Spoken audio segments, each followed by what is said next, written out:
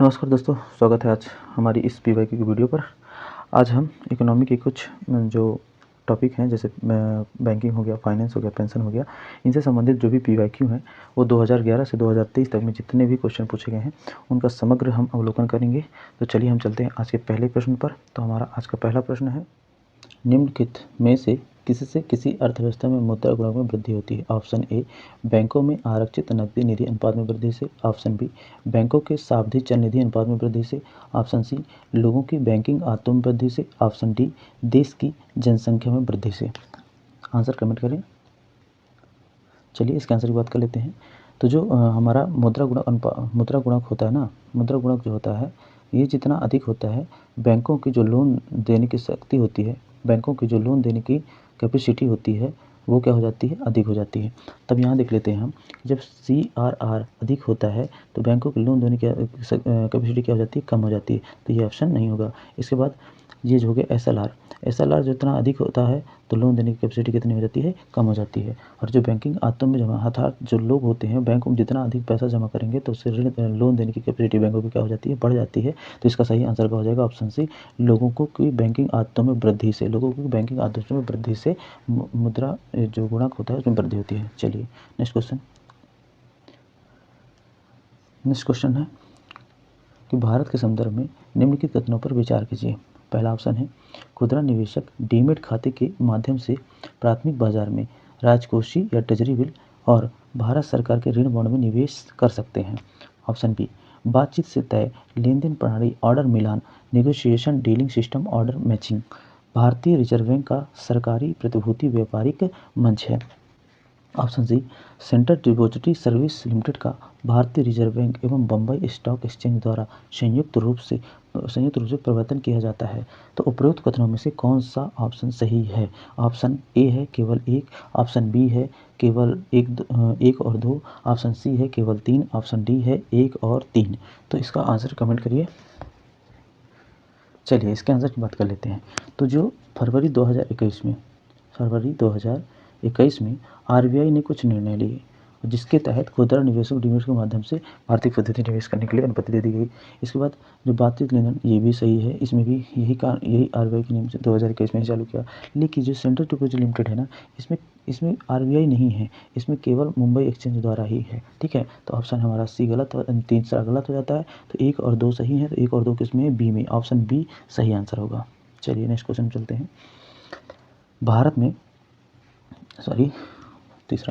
भारत में अंतिम उधारदाता के रूप में केंद्रीय बैंक के कार्यों में समानता निम्नलिखित में से क्या सम्मिलित नहीं है? तो ऑप्शन ए है, अन्य स्रोतों से ऋण प्राप्ति में विफल होने पर व्यापार एवं उद्योग निकायों को ऋण प्रदान करना। ऑप्शन बी, अस्थायी संकट के समय बैंकों के चल निधि उपलब्ध कराना। ऑप्शन 3, बजटीय घाटों के वित्तयन के लिए सरकार को ऋण देना।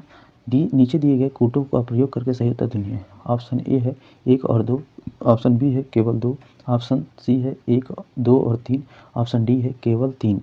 तो सही आंसर बताइए, कमेंट करिए आंसर।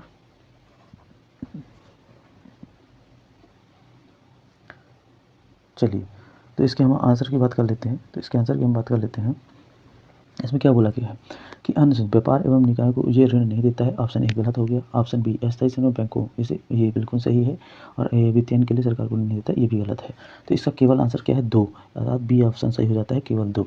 तो एक बार हम थोड़ी RBI के बारे में बात कर लेते हैं। RBI को बैंकों का बैंक कहा जाता है। RBI को बैंकों का बैंक कहा जाता है तथा बैंकों का अंतिम ऋणदाता के रूप में भी इसे कहा जाता है। अंतिम ऋणदाता या उधारदाता के रूप में कहा जाता है। तो अर्थात इसका ऑप्शन केवल दो हो जाता है। चलिए नेक्स्ट क्वेश्चन। निम्नलिखित कथनों पर विचार कीजिए। केंद्र सरकार द्वारा रिजर्व बैंक के गवर्नर की नियुक्ति की जाती है। दूसरा ऑप्शन है कि भारतीय संविधान के कतिपय प्रावधान में केंद्र सरकार को जनहित में RBI को निर्देश देने का अधिकार देता है। ऑप्शन 3, RBI के गवर्नर अपना अधिकार या पावर RBI अधिनियम से प्राप्त करता है। उपरोक्त कथनों में से कौन सा सही है? तो ऑप्शन ए है केवल एक और दो, ऑप्शन बी है केवल दो और तीन, ऑप्शन सी है केवल एक और तीन, ऑप्शन डी है एक, दो और तीन। आंसर कमेंट में लिख सकते हैं, कमेंट कर सकते हैं।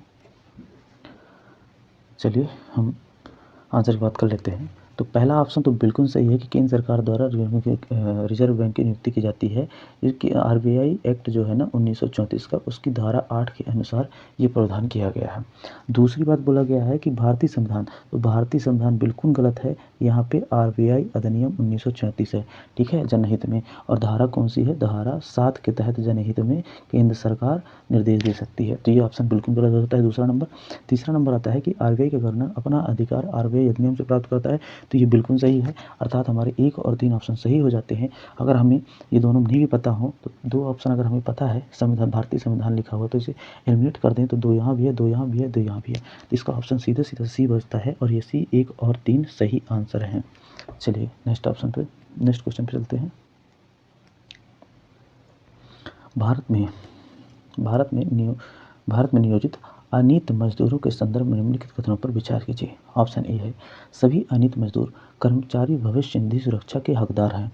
ऑप्शन 2, सभी अनियमित मजदूर नियमित कार्य समय एवं समयोपरि भुगतान के हकदार हैं। ऑप्शन सी, सरकार अधिसूचना के द्वारा यह विनिर्दिष्ट कर सकती है कि कोई प्रतिष्ठान उद्योग केवल अपने बैंक खाते के माध्यम से ही मजदूरों को भुगतान करेगा। तो उपरोक्त कथनों में से सही कौन है? ऑप्शन ए केवल 1, 2। ऑप्शन बी केवल 1, 3 और केवल 2 और 3। ऑप्शन सी केवल 1 और 3 और ऑप्शन डी 1, 2, 3। तो इसका आंसर क्या होगा? चलिए इसके आंसर की हम बात कर लेते हैं। तो इसका आंसर होगा कि इसका आंसर तीनों सही है, ठीक है। तो उपरोक्त में से तीनों सही है। इस कार्य एवं समय भुगतान करने का बिल्कुल सही है, भविष्य निधि सुरक्षा के हकदार ये भी सही है, और केवल ये क्या बैंक खाते से भुगतान जो डीबीटी के माध्यम से डायरेक्ट बेनिफिट ट्रांसफर के द्वारा ही भुगतान किया जाता है। तो इसके तीनों ऑप्शन सही हैं, अर्थात डी ऑप्शन केवल 1 और 1, 2, 3 सही हैं, 1, 2, 3 सही हैं, अर्थात सही है। अब सभी सही हैं। अब हम चलते हैं नेक्स्ट क्वेश्चन पर। तो नेक्स्ट क्वेश्चन हमारा है कि भारत में शहरी सरकारी बैंकों के संदर्भ में निम्नलिखित कथनों पर विचार कीजिए। ऑप्शन ए है, राज्य सरकार द्वारा स्थापित स्थानीय मंडलों द्वारा उनका पर्यवेक्षण एवं विनियमन किया जाता है। और ऑप्शन 2, लिक्विडिटी शेयर अधिमान शेयर जारी कर सकते हैं। वे कौन है? राज्य सरकार, वे लिक्विडिटी शेयर एवं अधिमान शेयर जारी कर सकते हैं। ऑप्शन सी है कि उन्हें 1966 के एक संशोधन के द्वारा बैंक कार्य विनियम अधिनियम 1949 के कार्य क्षेत्र में लाया गया था। तो उपरोक्त कथनों में से कौन सा सही है? ऑप्शन ए है केवल 1, ऑप्शन बी है केवल 2 और 3, और ऑप्शन सी है केवल 1 और 3, ऑप्शन डी है 1, 2, 3। तो इसका आंसर कमेंट करें। इसका आंसर क्या होगा? सोचें। तो इसका आंसर होगा लिक्विडिटी शेयर एवं अधिनियम जारी कर सकते हैं, और उन्हें संशोधन के द्वारा बैंक कार्य अधिनियम के द्वारा लाया गया था। लेकिन यहाँ पे जो राज्य सरकार है ना, ये गलत दिया हुआ है। ऑप्शन ए में राज्य सरकार जो दिया हुआ है ये गलत दिया हुआ है, जबकि इसमें क्या है कि जो बैंकिंग अधिनियम के द्वारा प्राथमिक सहकारी बैंक होते हैं ना, वो आरबीआई की अनुमति से लिक्विडिटी शेयर अधिमान शेयर की पूंजी जुटाने में अनुमति प्राप्त करते हैं। तो ये तो बिल्कुल सही हो गया, ठीक है। और ये वाला भी एकदम सही हो गया, ठीक। ऑप्शन 1 हमारा क्यों गलत हुआ? ऑप्शन ए में यहाँ पे होगा कि आरबीआई प्लस जो राज्यों के registrar general of corporative society के होते हैं, वो उनके द्वारा ये किया जाता है। तो यहाँ पे ये ऑप्शन ए गलत हो जाता है। इसका आंसर क्या हो जाता है? 2 और 3 केवल। तो ऑप्शन नंबर बी इसका सही आंसर होगा। चलिए नेक्स्ट क्वेश्चन पे चलते हैं। इसका नेक्स्ट क्वेश्चन है कि भारतीय सरकारी बॉन्ड प्रतिफल निम्नलिखित में से किनसे प्रभावित होता है? किससे और किनसे प्रभावित होता है? कौन? सरकारी बॉन्ड प्रतिफल। तो यूनाइटेड स्टेट फेडरल रिजर्व की कार्यवाही से, ऑप्शन बी है भारतीय रिजर्व बैंक की कार्यवाही से, ऑप्शन सी है मुद्रास्फीति एवं अल्प अवधि ब्याज दर से। नीचे दिए गए कूटों का प्रयोग कर सही उत्तर दीजिए। तो ऑप्शन ए है केवल 1 और 2, ऑप्शन बी है केवल 2, ऑप्शन सी है केवल 3 और ऑप्शन डी है 1, 2, 3। तो इसका सही आंसर है 1, 2, 3, तीनों ही कार्यवाही से ही जो हमारा भारतीय सरकारी बॉन्ड होता है क्या होता है? प्रभावित होता है। चलिए तो इसका आंसर क्या हो जाएगा? Option D. ऑप्शन डी इसका सही आंसर हो जाएगा। चलिए नेक्स्ट क्वेश्चन पर चलते हैं। यदि आप अपने बैंक के मांग जमा यदि आप अपने बैंक के मांग जमा खाते में डिमांड डिपॉजिट अकाउंट में 1 लाख की नगद राशि निकालते हैं तो अर्थव्यवस्था में तत्कालीन रूप से मुद्रा की समग्र पूर्ति पर इसका क्या प्रभाव पड़ेगा। तो ऑप्शन ए है कि मुद्रा की समग्र पूर्ति में 1 लाख की कमी आ जाएगी। ऑप्शन बी है कि मुद्रा की समग्र मांग 1 लाख की वृद्धि हो जाएगी। ऑप्शन सी है कि मुद्रा की आपूर्ति में 1 लाख से अधिक की वृद्धि हो जाएगी। और ऑप्शन डी है मुद्रा की समग्र मांग अपरिवर्तित रहेगी। तो इसका आंसर सोचिए। तो चलिए इसके आंसर की बात कर लेते हैं। तो इसका आंसर की बात हो जाए ना, जो मुद्रा की आपूर्ति जो होगी ना, इसमें कोई परिवर्तन नहीं होगा। ठीक है, यदि हम मुद्रा निकाल लेते हैं तो ये भी तो रहेगा ना, पैसा हमारे मार्केट में ही रहेगा ना, हमारे भारत में, तो हमारे इससे कुछ भी नुकसान नहीं होने वाला है। ठीक है ना। अब मुद्रा अपरिवर्तित रहेगी। चलिए नेक्स्ट क्वेश्चन में चलते हैं। भारत में फर्म ब्याज प्राप्ति अनुपात इंटरेस्ट कवरेज रेशियो पद का क्या महत्व है। ठीक है, तो ऑप्शन ए है उस फर्म जिसे बैंक ऋण देने जा रहा है उसके वर्तमान जोखिम को समझने में मदद करता है। ठीक है। ऑप्शन बी है कि यह उस फर्म की जिसे बैंक उधार देने जा रहा है कि आने वाले जोखिम के मूल्यांकन में मदद करता है। और ऑप्शन 3 है कि उधार लेने वाली फर्म का ब्याज प्राप्ति अनुपात जितना अधिक होता है उसकी ऋण समाशोधन क्षमता उतनी खराब होती है। तो ये तो बिल्कुल गलत है। हाँ, ये ऑप्शन 1 ऑप्शन 2 ये दोनों सही हैं, अर्थात हमारा ऑप्शन ए सही हो जाता है। इसमें पूछा क्या है सही उत्तर, तो हमारा ऑप्शन ए सही है। चलिए नेक्स्ट क्वेश्चन में चलते हैं। नेक्स्ट क्वेश्चन है कि भारतीय अर्थव्यवस्था के संदर्भ में निम्नलिखित कथनों पर विचार कीजिए। पहला है, जो वाणिज्यिक प्रपत्र होते हैं अल्पकालिक प्रतिभूति रहित वचन पत्र होते हैं। ऑप्शन 2 है कि जमा प्रमाण पत्र सर्टिफिकेट ऑफ डिपॉजिट भारतीय रिजर्व बैंक द्वारा किसी भी निगम को निर्गत किया जाने वाला दीर्घकालिक प्रपत्र होता है। या ऑप्शन 3 दीर्घ अवधि द्रव्य या कॉल मनी अंतर बैंक लेन देन के लिए प्रयुक्त अल्प अवधि का वित्त होता है। ऑप्शन 4 शून्य कूपन बॉन्ड या जीरो कूपन बॉन्ड अनुसूचित व्यापारिक बैंक द्वारा निगमों को निर्गत किए जाने वाले ब्याज सहित अल्पकालिक बॉन्ड होता है। उपरोक्त कथनों में से कौन सा सही है। ऑप्शन ए केवल 1 और 2, ऑप्शन बी केवल 4 और ऑप्शन सी केवल 1 और 3, ऑप्शन डी 2 3 4। तो इसका ऑप्शन सी सही है। ऑप्शन सी सही है, अर्थात 1 और 2। यहाँ पे जो बोला गया है ऑप्शन 2 में, ये दीर्घकालिक नहीं है बल्कि क्या है अल्पकालिक है। ठीक है, ठीक है। चलिए नेक्स्ट क्वेश्चन पे चलते हैं। इसका ऑप्शन सी ठीक है। अब हम बात करते हैं कि यदि आरबीआई यदि हमारा केंद्रीय बैंक या आरबीआई प्रसारवादी मौद्रिक नीति का अनुसरण करने का निर्णय लेता है तो वह निम्नलिखित में से क्या नहीं करेगा। ऑप्शन ए है वैधानिक तरलता अनुपात को घटाकर उसे अनुकूलित करना। दूसरा ऑप्शन है सीमांत स्थायी सुविधा दर को बढ़ाना। तीसरा ऑप्शन है कि बैंक दर को घटाना और रेपो दर को भी घटाना। तो नीचे दिए गए कोडों का प्रयोग कर सही उत्तर बताइए। ऑप्शन ए है केवल 1 और 2, ऑप्शन बी है केवल 2, ऑप्शन सी है केवल 1 और 3, ऑप्शन डी है केवल 1 2 3। आंसर क्या होगा बताइए, कमेंट करिए।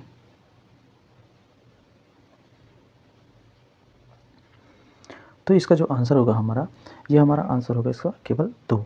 ये हमारी जो स्थायी सुविधा दर है इसको बढ़ाएगा अगर हमें प्रसारवादी करना है तो। ठीक है ना, प्रसारवादी नीति का अनुसरण करेगा तो नहीं करेगा। ठीक है ना, तो क्या नहीं करेगा, तो सीमांत स्थायी सुविधा दर को बढ़ाना ये नहीं करेगा। ठीक है ना, तो इसके हिसाब से हमारा आंसर कौन हो जाएगा, ऑप्शन बी केवल 2। चलिए नेक्स्ट क्वेश्चन पर चलते हैं।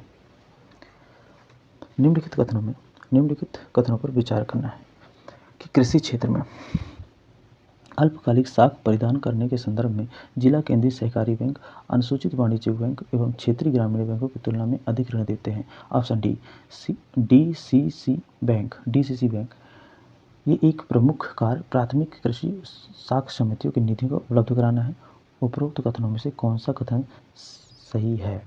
ऑप्शन ए है केवल 1, ऑप्शन बी है केवल 2, ऑप्शन सी है 1 और 2, ऑप्शन डी है ना तो 1 ना ही 2। तो इसका आंसर क्या होगा। चलिए इसके हम आंसर की बात कर लेते हैं। तो इसका आंसर होगा केवल 2। ठीक है, इसका आंसर क्या हो जाएगा? केवल 2। चलिए, भारत में किसी भी व्यक्ति के साइबर बीमा कराने पर निधि की हानि की भरपाई अन्य लाभों के अतिरिक्त सामान्यतः निम्नलिखित में से कौन से लाभ दिए जाते हैं? पहला है, यदि कोई मालवेयर कंप्यूटर का उसकी पहुंच बाधित कर देता है तो कंप्यूटर प्रणाली को पुनः संचालित करने में लगने वाली लागत। फिर दूसरा ऑप्शन है, यदि प्रमाणित हो जाता है कि किसी शरारती तत्व द्वारा जानबूझकर कंप्यूटर को नुकसान पहुंचाया गया है तो उसे एक नए कंप्यूटर की लागत। ऑप्शन 3, यदि साइबर बलात्ग्रहण होता है तो इस हानि को न्यूनतम करने के लिए विशेष परामर्श की सेवा लेने पर लगने वाला लागत। और ऑप्शन नंबर 4 है, यदि कोई तीसरा पक्ष मुकदमा दायर करता है तो न्यायालय में बचाव के लिए लगने वाली लागत। तो नीचे दी गई कोटों का प्रयोग कर सही उत्तर बताइए। केवल 1, 2, 4 और ऑप्शन बी है केवल 1, 3, 4। ऑप्शन सी है केवल 2, 3। ऑप्शन डी है 1, 2, 3, 4। तो इसका आंसर क्या होगा? तो इसका आंसर होगा हमारा कि इसमें देखिए 1 सही है, फिर 3 सही है, 2 तो गलत है, नया कंप्यूटर बिल्कुल नहीं दिया जाएगा। ठीक है ना? और इसके बाद 4 सही। तो हमारे यहाँ पे 2 बस गलत है। तो 2 कहाँ है? यहाँ जहाँ 2 है उसको काट कर दीजिए। एलिमिनेशन के तहत हमारा ऑप्शन नंबर बी आ जाता है। 1, 3 और 4 सही आंसर है इसका। चलिए नेक्स्ट क्वेश्चन पे चलते हैं। तो नेक्स्ट क्वेश्चन है हमारा कि सेवा उपगम किसी कार्य क्षेत्र के अधीन क्रियान्वित किया जाता है। किसके कार्य क्षेत्र के अधीन क्रियान्वित किया जाता है? कौन सेवा क्षेत्र का उपगम? पहला है एकीकृत ग्रामीण विकास कार्यक्रम। ऑप्शन बी अग्रणी बैंक योजना या लीड बैंक स्कीम जो है। और इसके बाद है ऑप्शन सी महात्मा गांधी राष्ट्रीय ग्रामीण रोजगार गारंटी योजना। और ऑप्शन डी है राष्ट्रीय कौशल विकास मिशन। तो इसका आंसर क्या होगा? जल्दी से कमेंट करिएगा। चलिए, तो इसका आंसर होगा बी अग्रणी बैंक जो होते हैं ना, अग्रणी बैंक। ठीक है, इनके द्वारा सेवा क्षेत्र के उपभोगों के लिए कार्य क्षेत्र के अधीन क्रियान्वयन किया जाता है। ठीक है ना? किसके अधीन क्रियान्वयन किया जाता है? अग्रिम योजना के अधीन। चलिए, इसका ऑप्शन क्या हो जाता है? B option. ठीक है, चलिए नेक्स्ट क्वेश्चन। तो नेक्स्ट क्वेश्चन कहता है हमारा कि भारत में किसी वाणिज्यिक बैंक की परिसंपत्ति में निम्नलिखित में से क्या शामिल नहीं है? किस में शामिल है? वाणिज्यिक बैंक की परिसंपत्ति में। ठीक है, तो इसका ऑप्शन ए है अग्रिम, ऑप्शन बी है जमानत, ऑप्शन बी है जमा, और ऑप्शन सी है निवेश, और ऑप्शन डी है मांग एवं अल्प सूचना मुद्रा, money and call and short notice. तो इसका आंसर क्या होगा? थोड़ा विचार करिएगा। तो इसमें हमारे क्या है? शामिल नहीं है। परिसंपत्ति में क्या शामिल नहीं होती है? जमा नहीं होती है। क्यों नहीं होती है? क्योंकि इसमें जो जमा में होती है ना, उसमें ग्राहकों को क्या दिया जाता है? ब्याज देना पड़ता है। किसको? बैंक को देना पड़ता है। ठीक है, तो ये तो सब उसकी है, लेकिन ये नहीं है, जमा उसमें शामिल नहीं होती है वाणिज्य बैंक को परिसंपत्ति में। अर्थात इसका आंसर हमारा क्या हो जाएगा? बी आंसर हमारा सही आंसर होगा। ठीक है, चलिए, तो ये हमारा आज का लास्ट प्रश्न था। चलिए, थैंक यू सो मच, आपने इस वीडियो को बहुत देर तक देखा। अगर आपको ये वीडियो पसंद आई हो तो थोड़ा लाइक करिएगा। अगर कुछ कमी हो रही हो तो कमेंट करके ज़रूर बताइएगा, जिससे कि हम आने वाली वीडियो में उस कमी को सुधार करें। चलिए, धन्यवाद, थैंक यू।